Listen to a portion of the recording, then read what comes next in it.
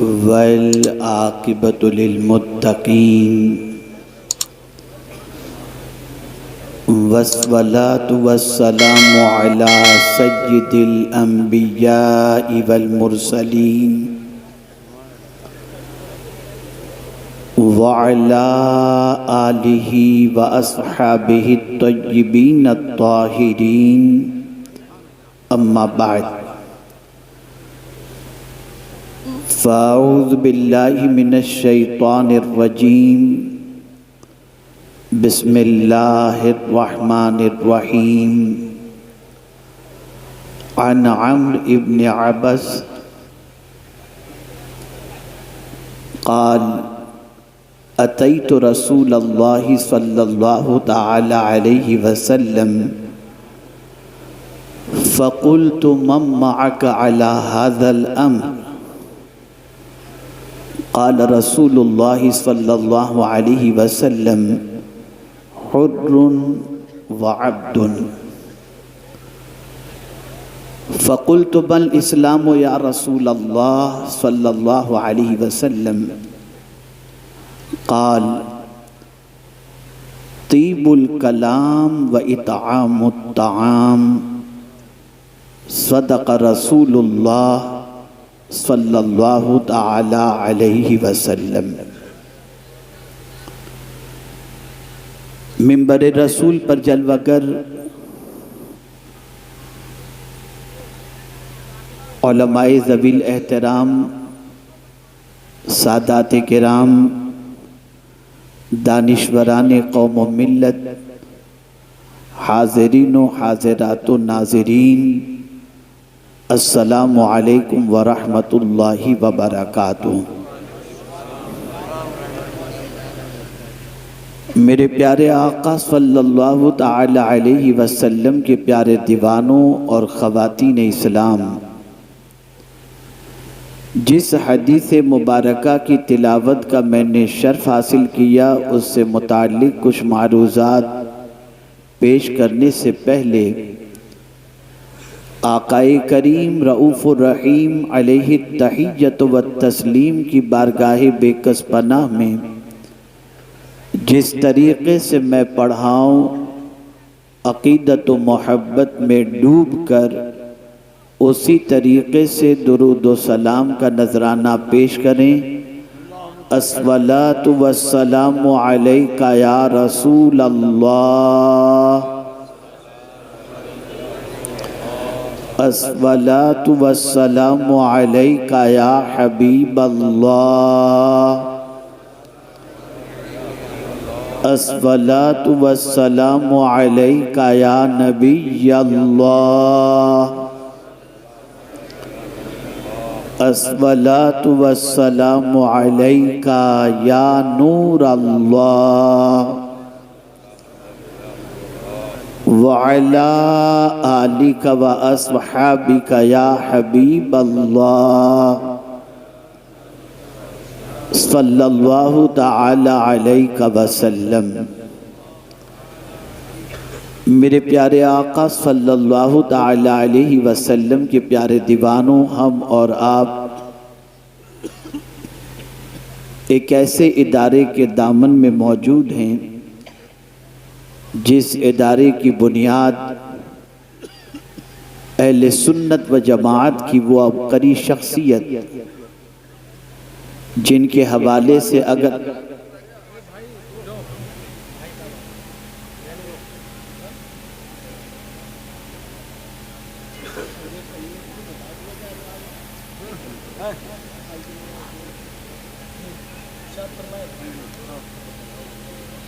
अरे रहने दो ना आप।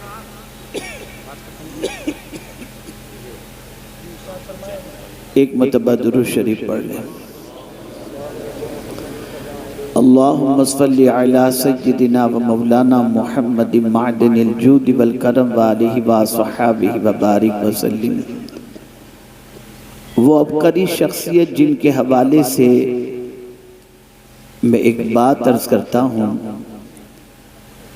कि जब हज़रत यार अलवी रहमतुल्लाह ताला अलैह की मुलाकात सरकार हुजूर मुफ्ती आज़म हिंद अलैहि रहमतु व रिज़वान से हुई, उस वक्त हुजूर मुफ्ती आज़म हिंद अलैहि रहमतु व रिज़वान ज़ईफ़ी की दहलीज पर कदम रख चुके थे। मुलाकात के वक्त हज़रत यार अलवी अलैहि रहमतु व रिज़वान ने हुजूर मुफ्ती आज़म हिंद अलैहि रहमतु व रिज़वान के कांधों को बोसा दिया। देखने वालों ने जब देखा तो कहा, हुजूर, अकीदत में लोग दस्त बोसी करते हैं, एहतराम में पेशानी चूमते हैं या कदम बोसी करते हैं, पहली बार किसी को कांधा चूमते मैंने देखा है। ये कांधा चूमने की वजह क्या है? जवाब में फरमाया गया, इस उम्र में भी जिसने सुन्नियत का बोझ अपने कांधे पर उठा रखा है, ये कांधा है ही ऐसा कि इसको चूमा जाए। अगर आज राजस्थान की सरजमीन और इसके अलावा बहुत सारे मकामात पर सुन्नियत का चिराग जलता हुआ दिखाई देता है, तो हुजूर मुफ्ती आज़म राजस्थान जो ज़ईफ़ी की दहलीज पर ही नहीं बल्कि मुकम्मल ज़ईफ़ होने के बावजूद भी ऑटो रिक्शा के अंदर सफ़र कर करके हर काम करने वाले की हौसला अफजाई और उन्हें दुआओं से नवाज कर हर गली कूचे में सुन्नियत के चिराग को उन्होंने रोशन फरमाया है।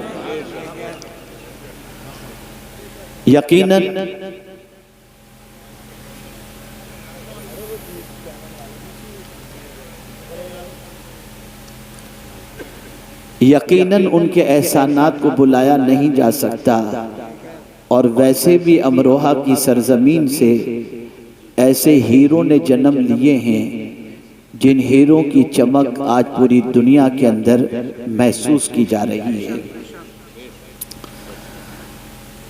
मैं चूंकि अब पहले यूपी कम आता था, अब थोड़ा सा आने लगा हूं, और मैं माहौल के हवाले से जानता हूं कि हमारे वो सामीईन जो बस आ जाते हैं, बस आ जाते हैं,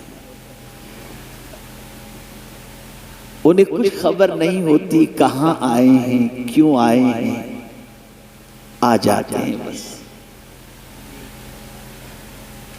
तो जहन के अंदर एक बात बैठी कि इन आने वालों को सिर्फ आने वाला नहीं बामकसद आने वाला बनाया जाए, ताकि जब यहाँ से लौटें तो उनकी ज़िंदगी में इनकलाब पैदा हो। ये वही सूबा है जहाँ से इमाम इश्क व मोहब्बत का फैज़ान जारी है। ये वही सूबा है जहाँ से सरकार हुज़ूर मुफ्ती आज़म हिंद अलैहि रहमा का फैज़ान जारी है। ये वही सूबा है जहाँ हज़रत मखदूम सिमना आराम फरमा रहे हैं। ये वही सूबा है जहाँ पर हज़रत अब्दुल कादिर बदायूनी रहमतुल्लाह ताला अलैह आराम फरमाएं। तकरीबन अकाबिर औलियाए किराम यहाँ पर आराम फरमा हैं। और एक चुपती हुई बात भी अर्ज़ करता हूँ, इदारे इस सूबे के अंदर सबसे ज़्यादा हैं, लेकिन बात बुरी न लगे तो अर्ज़ करूँ, सबसे ज़्यादा मस्जिदें नौजवानों से अगर खाली हैं तो इसी सूबे की मस्जिदें खाली हैं।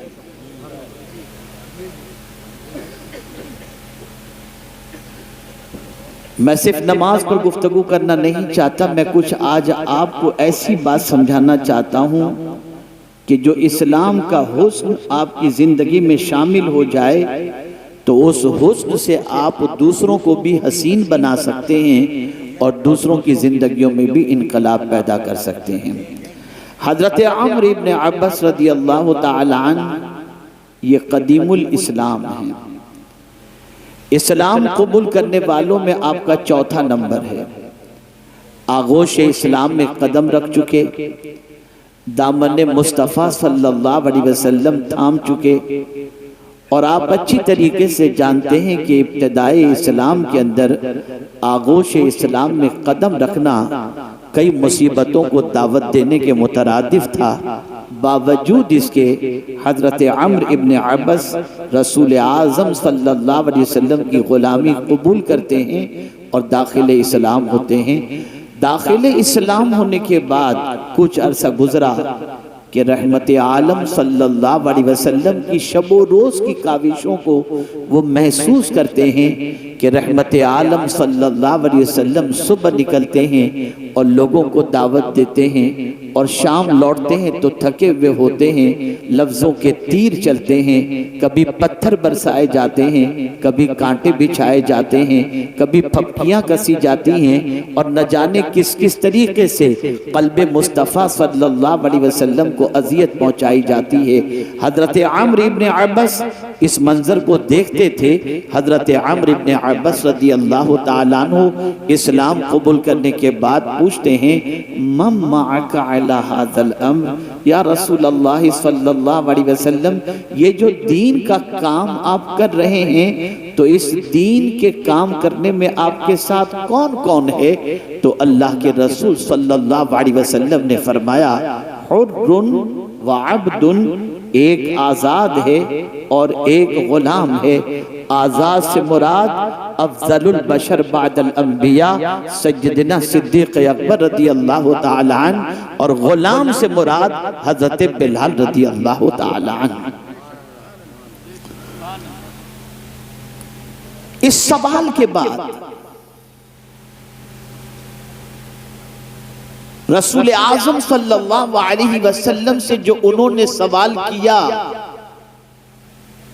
इस्लाम कबूल करने के बाद, या रसूल अल्लाह सल्लल्लाहु अलैहि वसल्लम, इस्लाम क्या है?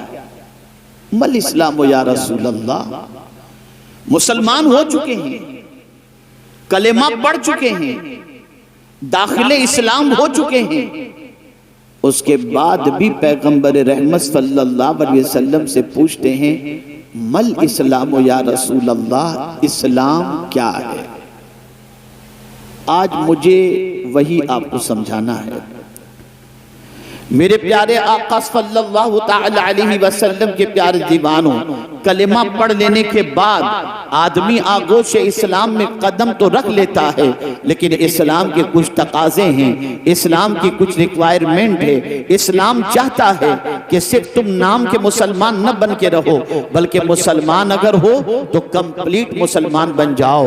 अल्लाह अज़्ज़ व जल्ल ने फरमाया, या अय्युहल्लज़ीना आमनु दुखुलू फिस्सिल्मि काफ़ा, ऐ ईमान वालो इस्लाम में पूरे पूरे दाखिल हो जाओ। जाहिर सी बात है, आप कलेमा पढ़कर मुसलमान हो चुके, आपको फायदा हुआ, लेकिन इस्लाम ये चाहता है कि आपकी जात नफा बख्श हो। इस्लाम ये चाहता है कि जिस मजहब के मानने वाले हो उस मजहब का हुस्न आपकी जबान से, आपके किरदार से छलकता हुआ दिखाई देना चाहिए। ये नहीं कि आप मुसलमान तो कहला रहे हैं लेकिन किरदार जाहिलाना आपका हो, अंदाज बिल्कुल बेवकूफ वाला हो, जिंदगी आपकी आवारगी की दहलीज पर पहुंची हुई हो। नहीं नहीं, बल्कि जब आपने मुसलमान अपने आप को कहा है तो आपकी जिंदगी से हुस्न इस्लाम छलकना चाहिए, हुस्न इस्लाम नुमायां होना चाहिए। इसीलिए अल्लाह के रसूल सल्लल्लाहु अलैहि वसल्लम से हजरत अम्र इब्न अब्बस ने पूछा, मल इस्लाम या रसूल अल्लाह, ए अल्लाह के रसूल इस्लाम क्या है? अब जो इस्लाम हुजूर ने बताया, इतना बड़ा मजमा यहाँ पर मौजूद है, पूरी दुनिया के अंदर बड़ी आबादी मुसलमानों की मौजूद है, मुल्क के अंदर बेशुमार मुसलमान मौजूद हैं। मैं चाहता हूँ कि उन मुसलमानों की जिंदगी में वो इस्लाम जो पैगंबर रहमत ने बताया, उस इस्लाम को तलाश करो। तो मैं यकीन के साथ कह सकता हूँ, उस इस्लाम को जब हम मुसलमानों की जिंदगी में तलाश करेंगे तो दूर तक वो इस्लाम नजर आता दिखाई नहीं देगा। आप सोचते होंगे वो इस्लाम कौन सा है? जब पैगंबर रहमत सल्लल्लाहु अलैहि वसल्लम से पूछा गया, मल इस्लाम या रसूल अल्लाह, ए अल्लाह के रसूल इस्लाम क्या है? तो मेरे आका सल्लल्लाहु अलैहि वसल्लम ने फरमाया, तीबुल कलाम, पाकीज़ा बात करना, पाकीज़ा बात करना ये इस्लाम है। तुम अगर पाक इस्लाम कबूल कर चुके